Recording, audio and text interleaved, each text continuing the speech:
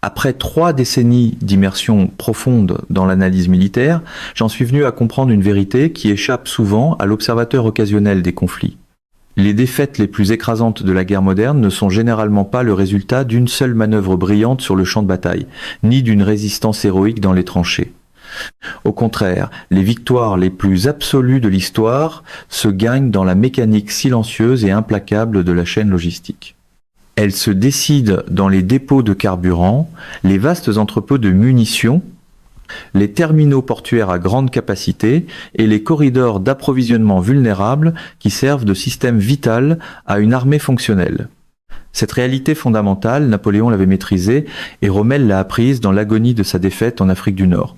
Aujourd'hui, nous voyons les forces de défense israéliennes apprendre la même leçon, de la manière la plus dévastatrice et irréversible imaginable.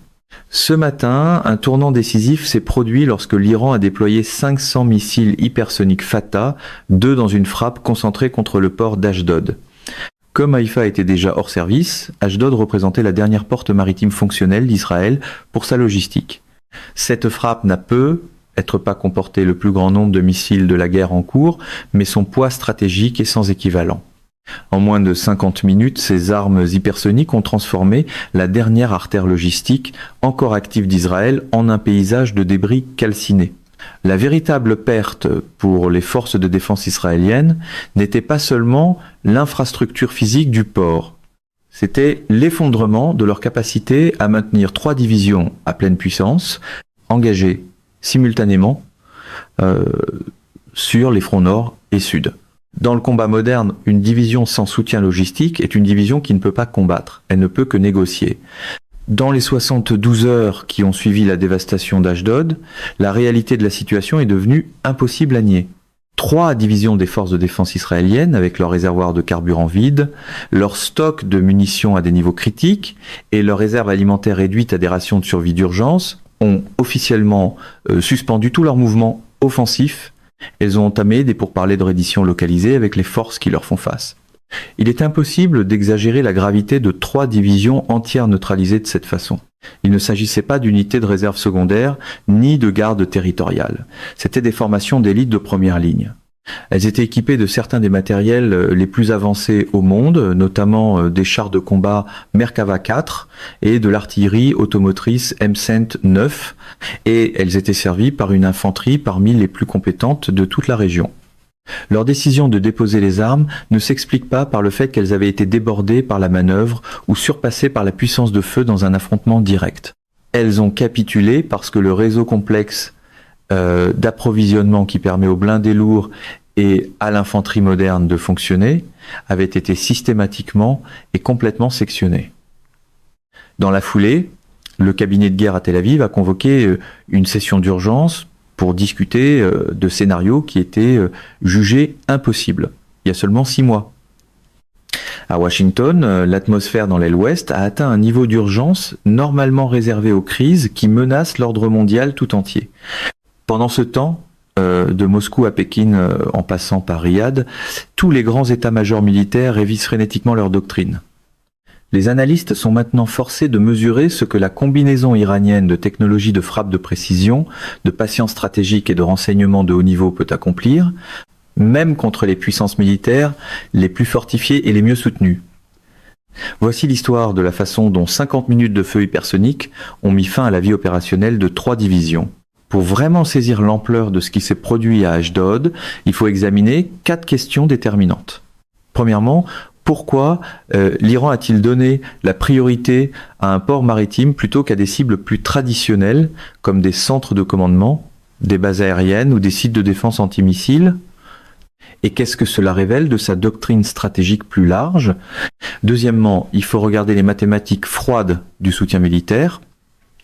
À quel moment une chaîne d'approvisionnement dégradée mène-t-elle à l'effondrement opérationnel total d'une division entière?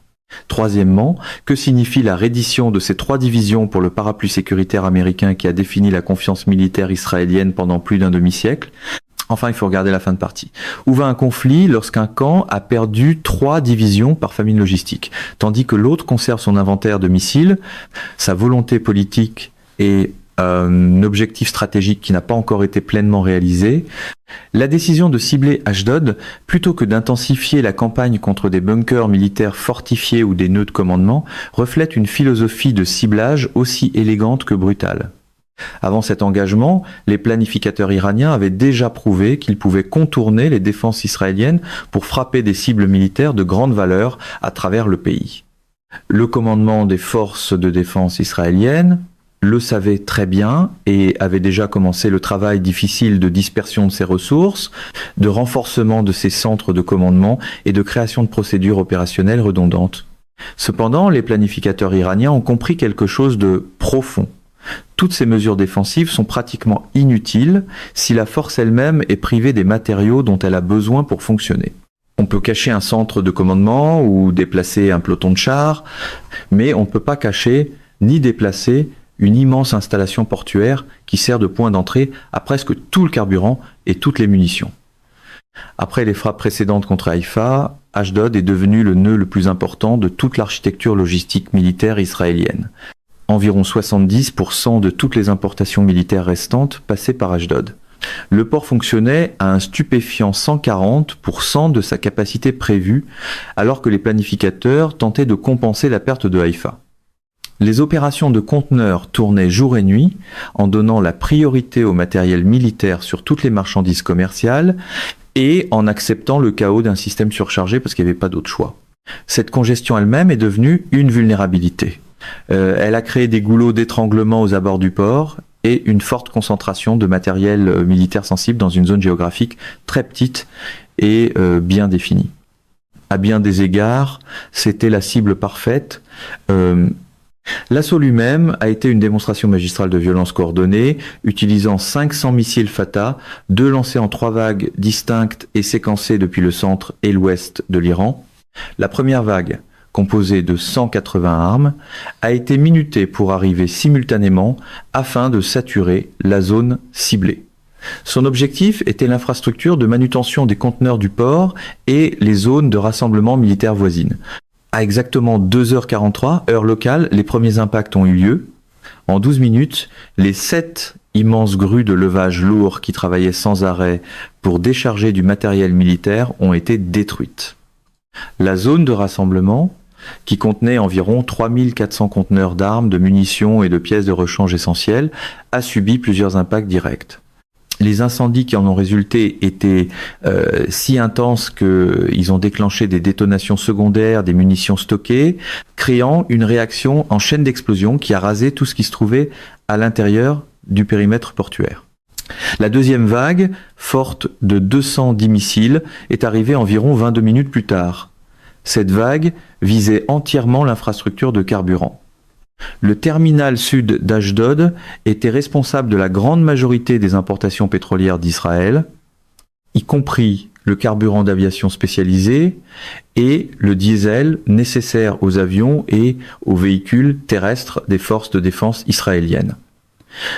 Les réservoirs de stockage ont été ciblés dans une séquence précise conçue pour garantir que le feu se propage d'un réservoir à l'autre, une technique que l'Iran avait perfectionnée lors de sa frappe précédente contre Haïfa. À la fin de cette vague, tout le terminal sud était devenu un mur de flammes qui allait continuer à brûler pendant près d'une journée.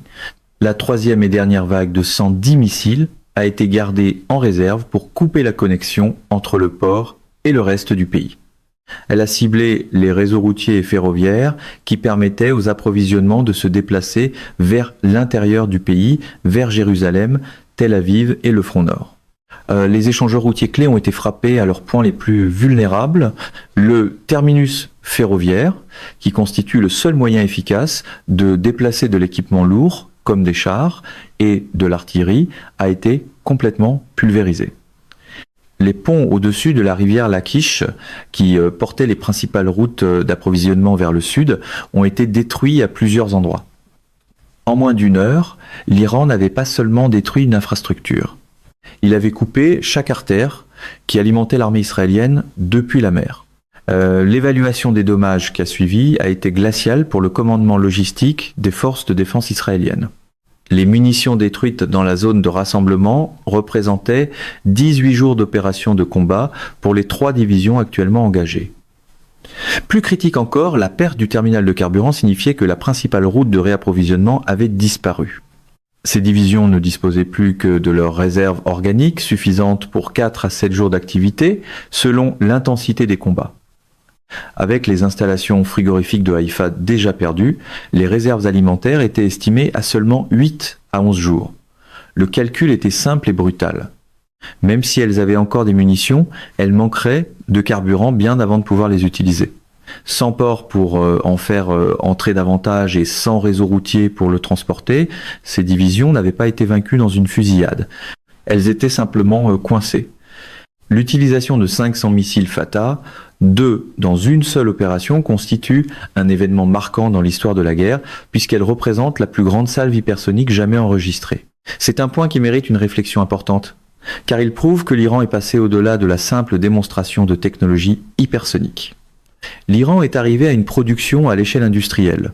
Cela transforme l'arme, qui passe d'une capacité de niche à un véritable outil stratégique capable de submerger n'importe quel système de défense aérienne de la planète.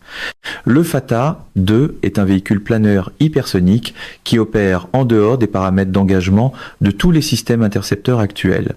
Il combine une vitesse terminale extrême, des manœuvres imprévisibles et un système de guidage qui ne dépend pas du GPS. Cela crée un défi défensif que des systèmes comme Arrow, Patriot ou Dôme de fer n'ont jamais été conçus pour gérer, surtout face à 500 projectiles arrivant simultanément de plusieurs directions.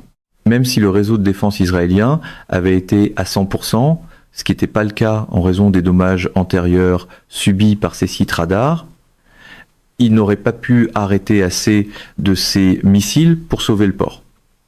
De plus, l'ampleur de cette frappe expose un échec massif du renseignement occidental. Pendant des années, l'hypothèse était que les sanctions empêcheraient l'Iran de produire des armes de précision de haute technologie en quantité significative. Le fait que l'Iran puisse lancer 500 de ces missiles, tout en conservant encore une réserve pour de futures frappes, suggère un stock bien supérieur à 1000 projectiles. C'est une victoire de production nationale, bâtie avec des composants et de la recherche interne, qui prouve que la stratégie de confinement technologique a échoué. La nature indépendante du système GPS de ces armes est également cruciale. Pendant toute la frappe, les unités américaines de guerre électronique ont tenté de brouiller les signaux GPS au-dessus d'Ashdod, mais cela n'a eu aucun effet. Le Fatah 2 utilise une navigation inertielle référencée au terrain et un guidage terminal optique. Il frappe ses cibles, qu'il s'agisse de la base précise d'une grue ou d'une vanne de carburant, avec un niveau de précision que l'interférence électronique ne peut tout simplement pas toucher. Il faut aussi tenir compte de l'asymétrie économique de ce conflit. Même si le coût exact d'un Fatah 2 n'est pas public, les experts techniques s'entendent pour dire qu'il est beaucoup moins cher que les missiles utilisés pour l'intercepter. Un intercepteur Arrow 3 coûte plus de 2 millions de dollars par tir, et la doctrine militaire exige généralement de tirer plusieurs intercepteurs contre une seule menace entrante. Pour se défendre efficacement contre une frappe hypersonique de 500 missiles, un défenseur devrait dépenser près de 3 milliards de dollars en une seule heure. L'ensemble du paquet de frappes iranien n'a coûté qu'une fraction de cette somme. Cet écart économique n'est pas un accident. Il est au cœur de la stratégie iranienne. En rendant la défense plus coûteuse que l'offensive, l'Iran peut vider simultanément l'inventaire et le budget d'un défenseur. Le Fatah 2 est l'aboutissement de décennies de recherche autonome dans la propulsion à combustible solide, les matériaux composites et l'électronique de défense. Les ingénieurs iraniens ont résolu entièrement par eux-mêmes les problèmes complexes de protection thermique nécessaires au vol hypersonique, souvent en trouvant des solutions nationales pour contourner les matériaux bloqués par les sanctions. Les 500 missiles qui ont frappé Ashdod sont la manifestation concrète de ce succès technologique indigène. Lorsque la nouvelle de la frappe contre Ashdod est arrivée à Washington, elle a déclenché une crise que je crois être la plus difficile que l'administration actuelle ait jamais affrontée. Pour avoir été proche de ce type de processus décisionnel, je peux vous dire que le silence venant de Washington ne s'explique pas par le fait qu'ils n'ont rien remarqué. Il s'explique par le fait que toutes leurs options sont catastrophiques. L'option la plus évidente, des frappes américaines directes contre les sites de missiles iraniens, comporte un risque extrême. Les installations de production iraniennes sont enfouies profondément sous terre et dispersées à travers le pays, ce qui les rend presque impossibles à détruire par la seule puissance aérienne. Plus important encore, toute attaque directe des États-Unis déclencherait probablement la fermeture du détroit d'Ormuz. Comme 20% du pétrole mondial passe par cette voie maritime étroite, une fermeture provoquerait une flambée des prix de l'énergie qui fracasserait l'économie mondiale, éclipsant les tensions économiques actuelles du conflit. Aucune administration ne veut être responsable d'une dépression mondiale. L'option d'une mission de réapprovisionnement d'urgence s'effondre aussi lorsqu'elle se heurte à la réalité physique de la destruction. On ne peut pas remplacer la capacité d'un immense port maritime avec des avions cargo, surtout lorsque les aérodromes israéliens eux-mêmes ont été ciblés et dégradés. Le volume nécessaire pour maintenir 3 divisions au combat ne peut tout simplement pas être transporté par voie aérienne, le calcul ne tient pas. Même les groupes aéronavals américains, habituellement symbole ultime de la puissance américaine, ont été forcés de se repositionner plus loin en raison de la menace des missiles balistiques antinavires comme le Khalij Fars. Rapprocher un porte-avions de la côte iranienne n'est plus une démonstration de force. C'est un pari qu'aucun commandant ne veut prendre avec des milliers de vies et un actif stratégique irremplaçable. Cela ne laisse à Washington que la voie diplomatique, mais elle aussi est une impasse. Pour amener l'Iran à s'arrêter, les États-Unis devraient offrir des concessions massives, lever les sanctions, reconnaître l'influence régionale iranienne ou retirer des troupes américaines. Ce sont des choses que les États-Unis ont passé des décennies à promettre de ne jamais faire. Céder maintenant sous pression militaire détruirait la crédibilité des garanties de sécurité américaines dans le monde entier. La paralysie que nous voyons à Washington est le son d'une institution qui réalise qu'elle n'a plus de bon coup à jouer. La reddition de 3 divisions des forces de défense israéliennes est un point de bascule historique qui agit à plusieurs niveaux. Militairement, c'est une perte de puissance de combat qui ne peut pas être facilement remplacée. Une division blindée moderne est une organisation extrêmement complexe. Ce n'est pas seulement une question de chars, c'est une question d'années d'entraînement commun, de relations de commandement et de mémoire institutionnelle des officiers et des équipages. On ne peut pas simplement expédier de nouveaux chars et appeler ça une division. Ces structures ont été dissoutes et leur reconstruction prend des années que Israël n'a tout simplement pas en ce moment.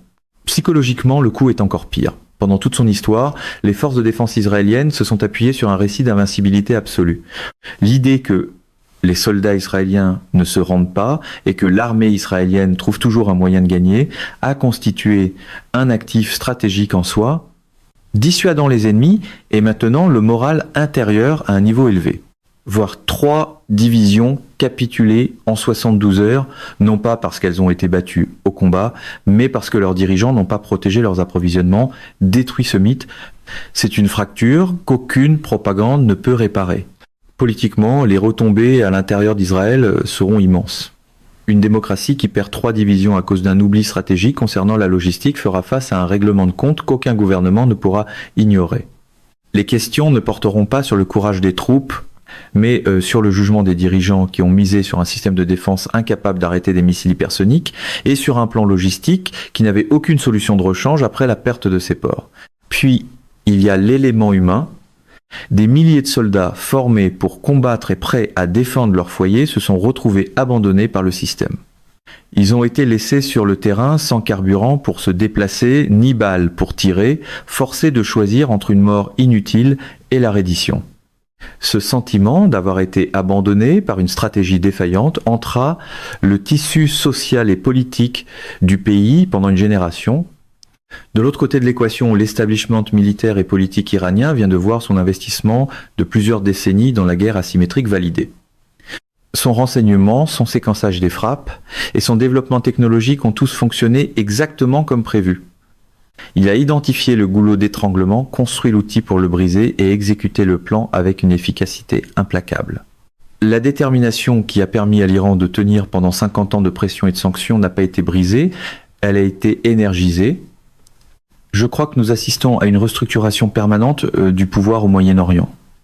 L'ancien modèle de sécurité, qui reposait sur le matériel américain, la protection diplomatique américaine et la dissuasion de la marine américaine, est effectivement mort. Les armes américaines ne peuvent pas réparer un port détruit, et le besoin de protection des forces propres à l'armée américaine a limité sa capacité d'intervenir au moment où elle était le plus nécessaire. Pour la Russie, c'est une victoire massive. Son partenariat avec l'Iran, qui comprend le transfert de missiles Caliber et la coopération en navigation satellitaire, a produit un résultat qui sert directement les intérêts de Moscou. Il a drainé les ressources américaines, endommagé la crédibilité des États-Unis et montré au monde que la protection américaine a des limites très réelles. Pour la Chine, les événements d'Ashdod fournissent un modèle pour un conflit potentiel autour de Taïwan. Les Chinois observent comment une puissance régionale peut utiliser des armes de précision pour vaincre une armée soutenue par l'Occident en visant les points d'étranglement logistique plutôt que le combat direct. Les leçons de Haïfa et d'Ashdod sont étudiées à Pékin avec une attention intense et les implications pour l'avenir du Pacifique sont profondes. Le reste du monde observe aussi. Chaque pays qui a allié sa sécurité à Washington est actuellement en train de réévaluer cette décision. Il voit une Amérique surprise par les capacités iraniennes, une Amérique dont les systèmes défensifs ont été submergés et une Amérique paralysée sur le plan diplomatique. Cette perte de dissuasion mènera à des réorientations politiques à travers le monde alors que les nations chercheront à couvrir leurs arrières. Et nous n'avons même pas encore abordé le facteur imprévisible de l'énergie. Les mêmes missiles qui ont détruit Ashdod peuvent tout aussi facilement fermer le détroit d'Ormuz. Toutes les grandes économies d'Europe et d'Asie craignent maintenant un choc énergétique et elles exercent une pression immense sur Washington pour trouver une sortie de crise, même si cela signifie faire des concessions qu'elles jugeaient auparavant inacceptables.